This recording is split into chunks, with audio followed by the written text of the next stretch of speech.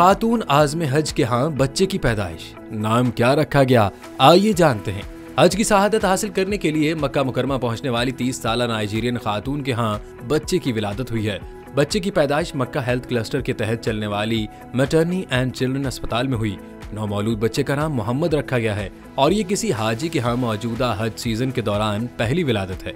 अरब media के मुताबिक खातून को हमल के 31वें हफ्ते बाद ही शदीद तकलीफ के सबब अस्पताल के इमरजेंसी रूम में दाखिल करवाया गया, जहां उनके यहाँ बेटे की पैदाइश हुई। इस प्री मैच्योर बच्चे की मक्के के अस्पताल में देखभाल की जा रही है और खातून की हालत भी बेहतर बताई जा रही है।